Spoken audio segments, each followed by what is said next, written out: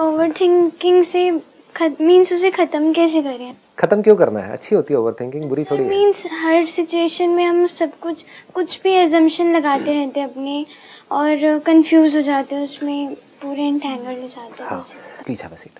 Number 1 तो आप ये समझो कि ओवरथिंकिंग कोई बुरी नहीं है। जितने भी साइंटिस्ट हुए हैं पास्ट में, वो आपसे ज़्यादा सोचते थे, आपसे कम सोचते थे?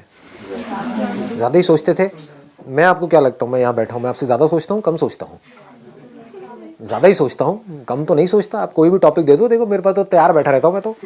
हाँ मतलब हर टॉपिक के ऊपर मेरे पास कुछ ना कुछ है बोलने के लिए। तो द पॉइंट इज़ कि ज़्यादा सोचना प्रॉब्लम नहीं है, सोचना प्रॉब्लम नहीं है, क्योंकि अगर आप सोचना ही बंद कर दोगे तो आप में और जानवरों में क्या फ़र्क है? हम में और जानवरों में क्या फ़र्क है? सोचने का ही तो है। हम सोच सकते हैं, सोच करके अपने आप को जानवरों से बचा सकते हैं। बेचारे जानवर सोच करके अपने आप को हमसे बचा नहीं सकते, उनके पास कोई प्लान नहीं है कि इंसान से कैसे बचे।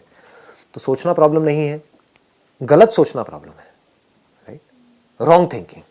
Right thinking is not a problem, उससे तो आप सोल्यूशंस निकाल लोगे ना अपनी लाइफ के। तो रॉन्ग थिंकिंग क्या है?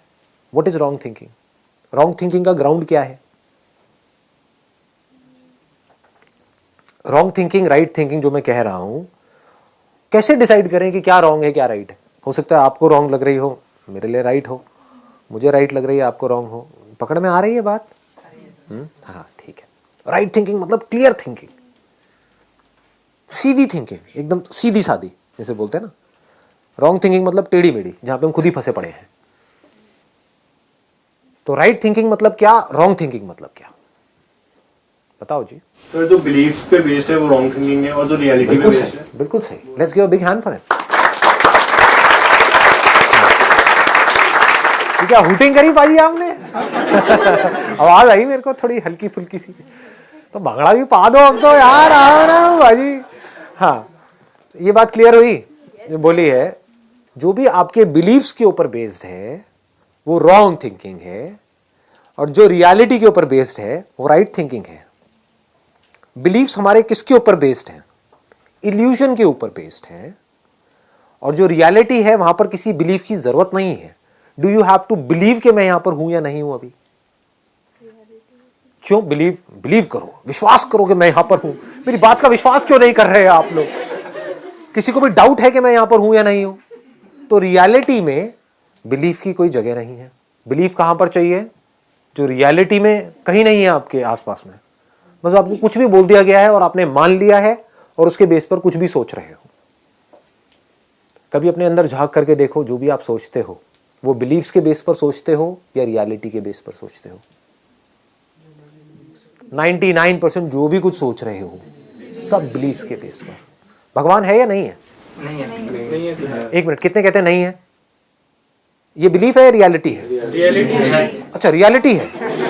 वाह जी वाह, मतलब आपने तो सीधा ही स्टेटमेंट दे दी कि भगवान नहीं है।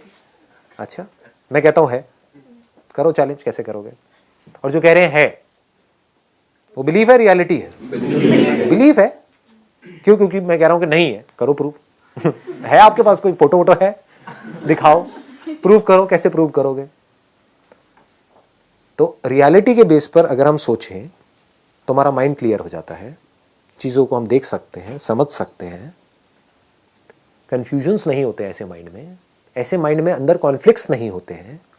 बिलीव्स के बेस पर कॉन्फ्लिक्ट्स होते हैं, क्योंकि बिलीव आप कैसे करते हो? आप एक किताब के बेस पर बिलीव कर रहे हो, या आपके पेरेंट्स ने कुछ आपको कहा उसके बेस पर आप बिलीव कर रहे हो। दूसरा कोई बंदा आ जाएगा जिसने किसी और रिलीजन की किसी और किताब में कुछ पढ़ा है, तो वहां पर लड़ाई झगड़ा हो जाएगा, कॉन्फ्लिक्ट हो जाएगा। तो जब बाहर कॉन्फ्लिक्ट होगा तो अंदर भी कॉन्फ्लिक्ट होगा। कॉन्फ्लिक्ट वाले माइंड को ही प्रॉब्लमैटिक माइंड बोलते हैं। जिस माइंड में कोई कॉन्फ्लिक्ट ही ना हो, कॉन्फ्लिक्ट की गुंजाइश ही ना हो, उसको क्लियर माइंड बोलते हैं। तो क्लियर माइंड कैसे होता है? जो भी बोलना है, जो भी सोचना है, रियलिटी के बेस पर। तो रियलिटी क्या है? भगवान है या नहीं है? क्या बोलना है? रियलिटी क्या है? पता नहीं। बिल्कुल सही, पता नहीं, I don't know, that is reality. अभी आपके लिए यही रियलिटी है। लेकिन किसी दिन भगवान आपके एक्सपीरियंस में उतर आए, तब आप बोल सकते हो यस आई नो। तब आपको बोलना भी नहीं पड़ेगा, आपकी आंखों में दिख जाएगा कि भगवान आपके आसपास में है, आपके अंदर है या नहीं है। आप बिलीव कर रहे हो कि भगवान हमारे अंदर है क्योंकि वहां लिखा हुआ है, या आपको पता है कि भगवान मेरे अंदर है? तो बिलीफ और रियलिटी में फर्क को हमको समझना है। If you can understand that, तो ये जो ओवर थिंकिंग जो प्रॉब्लम है, जो आई एम 100% श्योर आप सबकी है, सुबह ब्रेन एक्टिवेट हो जाता है और रात तक जब तक सोने की कोशिश कर रहे होते हैं वो एक्टिवेटेड रहता है, कुछ भी थॉट्स आ रहे होते हैं माइंड में। जैसे कोई भूत की पिक्चर देखी या आपके भाई ने आपको कोई भूत प्रेत की कहानियां सुनाई, अब रात को नींद नहीं आ रही, क्यों नहीं आ रही? क्योंकि डर लग रहा है, भूत प्रेत दिमाग में घूम रहे हैं। तो क्या ये आपके बिलीव्स हैं जिसके बेस पर आप सोच रहे हो, या रियलिटी है? बिलीव्स है। तो अब ये थिंकिंग खत्म कैसे होगी? कैसे होगी बताओ? सिर्फ ये समझने से होगी कि ये बिलीव्स है, ये कोई रियलिटी नहीं है, इल्यूजन्स है। भूत नहीं है, मेकअप है। हाँ, भूत नहीं है, मेकअप। हाँ, भूत नहीं है, मेकअप है। ध्यान से जा करके देखो वहां पे टेलीविजन में, आप देखोगे तो आपको समझ आएगा ये तो मेकअप है। ऐसी भूत तो मैं भी बन सकती हूँ, उससे बेटर बन सकती हूँ। इनफैक्ट मुझे तो मेकअप की भी जरूरत नहीं।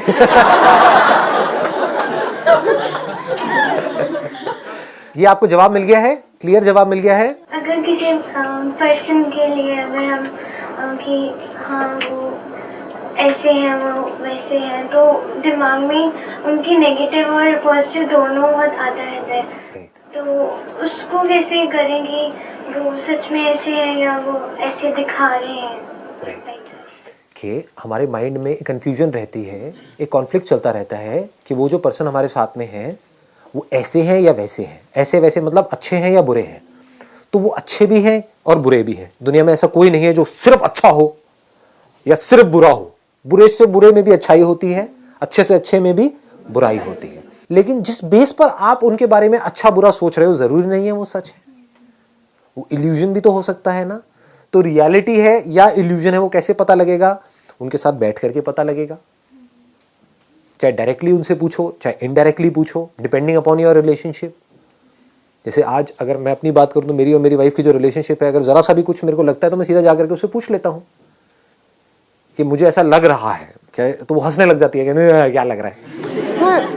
मुझे थोड़ी एक्चुअल में पता है कि वो अपने माइंड में क्या सोच रही है, तो मैं क्या करता हूं, जा करके उससे पूछ लेता हूं, तो पता लग जाता है कि वो मेरा बिलीफ था या रियलिटी थी। तो माइंड में कभी भी चीजों को पड़े मत रहने दो। ये जो चीजें पड़ी रहती है ना, ये सड़ने लग जाती हैं टाइम के साथ साथ। किसी के लिए आपके दिल में कुछ बुरा है, कोई नफरत है, ये है वो, निकाल दो ना, उसको खत्म करो। बंदे को खत्म नहीं आया।